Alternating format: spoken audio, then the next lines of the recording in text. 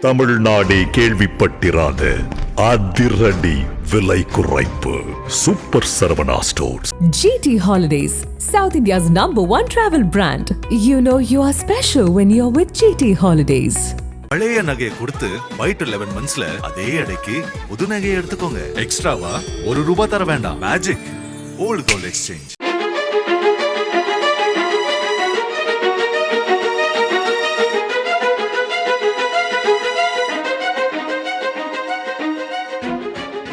புதுக்கோட்டை மாவட்டம் கீரமங்கலம் அருகில் உள்ள மேற்பனைக்காடு கிழக்கு கிராமத்தை சேர்ந்தவர்கள் செல்வராஜ் செல்வகுமாரி தம்பதியினர். இவர்களது மகன்தான் மாணவர் விவேகீஸ்வரன். அரசு பள்ளிகளில் படித்து வந்த இவர் 8, 9ஆம் வகுப்புகள் படிக்கும்போது திறனாய்வு தேர்வுகளில் தேர்ச்சி பெற்று அரசின் ஊக்கத்தொகையும் பெற்றார்.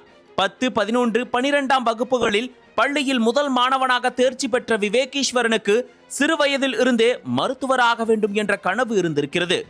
ஆனால் அதற்கான பயிற்சி மையம் செல்ல பண வசதி இல்லை. அதனால் காரைக்குடி அழகப்பா பல்கலைக்கழகத்தில் இளங்கலை படிப்பை தொடர்ந்தார். தனது படிப்பு செலவிற்காக கீரமங்கலத்தில் உள்ள ஒரு மர அறுவை மில்லில் விடுமுறை நாட்களில் வேலை செய்து கிடைக்கும் சம்பளத்தில் படித்து வந்துள்ளார். இளங்கலை படித்தாலும் மருத்துவர் ஆகும் கனவு அப்படியே இருந்திருக்கிறது. நீட் தேர்வையும் எழுதியிருக்கிறார். கடந்த ஆண்டு காரைக்குடியில் ஒரு தனியார் பயிற்சி மையத்தில் இலவச பயிற்சி பெற்று 487 மதிப்பெண் பெற்றாலும் மருத்துவம் படிக்க இடம் கிடைக்கவில்லை. கல்லூரி இளங்கலை படிப்பும் முடிந்தது. ஆனாலும் தனது முயற்சியை விடாத மாணவன் இந்த ஆண்டு நீட் எழுதி 427 மதிப்பெண்கள் பெற்றபோது முதல் 2 கலந்தாய்வுகளிலும் சீட் கிடைக்காமல் போனது. இந்த நிலையில்தான் 3வது கலந்தாய்வில் முதல் சீட் இந்த மாணவனுக்கு கிடைத்தது. திருச்சி தனியார் மருத்துவக் கல்லூரியில் சேர்ந்துள்ளார். பல தடைகளை தாண்டி அரசின் சலுகைகளை பெற்று படித்து தனது மருத்துவ கனவை நிறைவேற்றிக் கொண்ட மாணவன் விவேகீஸ்வரன் கல்லூரி செல்ல உள்ள நிலையில் வழக்கம் போல மர அறுவை ஆலையில் வேலை செய்து கொண்டிருந்த போது அவரை சந்தித்தோம். ரொம்ப ஏழ்மையான குடும்பம், ஆனாலும் எங்களை பெற்றோர் படிக்க வேண்டும் என்று வலியுறுத்தினர். படிப்புதான் உங்களை உயர்த்தும் என்றனர். நானும் எங்க அண்ணனும் நல்லா படிச்சோம். மாணவர்களின் படிப்பிற்காக அரசு கொடுத்த அத்தனை சலுகைகளும் எங்கள் படிப்பிற்கு உதவியது. மேற்பனைக்காடு அரசு மேல்நிலைப் பள்ளியில் சில ஆசிரியர்களின் ஊக்கம் என்னை திறனாய்வு தேர்வுகளில் தேர்ச்சி பெற வைத்து ஊக்கத்தொகை கிடைத்தது. படிப்புல முதல் மாணவன் நான். ஆனால் மேற்படிப்பிற்கு வசதி இல்லை.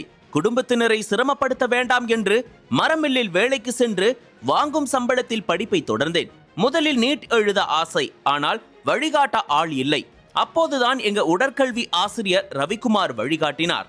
அதன்படி படிப்பும் வேலையும் தொடர்ந்தது. நீண்ட போராட்டத்திற்கு பிறகு காரைக்குடியில் இலவச நீட் பயிற்சி மையத்தில் சேர்ந்து படித்து தேர்ச்சி பெற்று இப்போது 7.5% உள் இடஒதுக்கீட்டில் மருத்துவக் கல்லூரி மாணவராகிவிட்டேன். அரசு சலுகைகள் எனக்கு ரொம்பவே உதவியாக இருந்தது என்றார். மேலும் ஒரு இலக்கை அடைய விடாமுயற்சி வேண்டும் என்பதை என் சொந்த அனுபவத்தில் உணர்ந்தேன். இந்த முறை MBBS சீட் கிடைக்கவில்லை என்றால் குரூப் தேர்வுகள் எழுத தயாரானேன். அதற்கு திருத்துறைப்பூண்டி DSP பவானியா மேடம் வழிகாட்டினார். ஆனால் இப்போது மருத்துவ சீட் கிடைத்துவிட்டது. இந்த படிப்பை முடித்துவிட்டு சிவில் சர்வீஸ் தேர்வு எழுதுவேன். அதிலும் சாதிக்க முடியும் என்ற நம்பிக்கை உள்ளது என்றார். விடுமுறை நாட்களில் மர அறுவை மில்லில் வேலை செய்து விடாமுயற்சியாக நீட் தேர்வில் தேர்ச்சி பெற்று MBBS படிக்க செல்லும் கிராமப்புற மாணவன் விவேகீஸ்வரனுக்கு பல தரப்பில் இருந்தும் பாராட்டுக்கள் குவிந்து வருகிறது. என் பேர் விவேகீஸ்வரன். எங்கள் அப்பா அம்மா பேர் செல்வராஜ் செல்வகுமாரி. அவங்க சாதாரண டீ கடை வச்சுருக்காங்க மேற்பனைக்காடு கிராமத்தில். நான் 1ஆவதுலேருந்து 12ஆவது வரைக்கும் 1ஆவதுலேருந்து 5ஆவது வரைக்கும் ஊராட்சி ஒன்றிய தொடக்கப்பள்ளி படப்பனூரில் முடித்தேன். அதை முடிச்சுட்டு 6லேருந்து 12ஆவது வரைக்கும் அரசு மேல்நிலைப்பள்ளி மேற்பனைக்காட்டில் படித்தேன். நான் 8ஆவது படிக்கும்போதே அறிவழகன் சார் மூலமாக டேலண்ட் எக்ஸாம் பாஸ் பண்ணி மாதம் ₹1000 இது பண்ணி 12ஆவது முடிக்கும்போது 42,000 பணம் ஆயிடுச்சு. 9th படிக்கும்போது முனியக்கண்ணன் தலைமை ஆசிரியர் மூலமாக எனக்கு 9th டேலண்ட் எக்ஸாம் எழுதி வருடத்திற்கு 1000 பணம் வாங்கினேன். அதுக்கப்புறம் 10, 11, 12 பள்ளியில் முதல் மாணவனாக மதிப்பெண் எடுத்தேன். முதல் கவுன்சிலிங் சென்னையில் வச்சாங்க. அங்கே நான் போய் அட்டன் பண்ணும்போது 199 கம்யூனிட்டியில் நாங்கன்னா 198ஓட ஸ்டாப் ஆயிடுச்சு. இந்த ரேங்க் மதிப்பெண் கடைசியாக எடுத்த மதிப்பெண் MBC மதிப்பெண் 427. நானும் 427 தான். அந்த ஒரு ரேங்க் வித்தியாசத்தினால என்னால் முதல் கவுன்சிலிங்கில் சீட் எடுக்க முடியல. 2வது கவுன்சிலிங் வரும்போது 3 சீட் வந்துச்சு. அதில் ஒரு சீட்டு MBCக்கு ஒதுக்குனாங்க. ஆனால் முதல் கவுன்சிலிங்கில் விடுபட்ட ஒரு பெண் இந்த 2வது கவுன்சிலிங்கில் அந்த சீட்டை எடுத்துகிட்டு போயிட்டாங்க. அடுத்து 3rd கவுன்சிலிங் வரும்போது 30 சீட் இன்க்ரீஸ் பண்ணியிருந்தாங்க. அதில் முதல் சீட்டு திருச்சி தனலட்சுமி சீனிவாசன் காலேஜில் விண்ணப்பிச்சிருந்தேன். இந்த முதல் காலேஜே எனக்கு கிடச்சிருச்சு.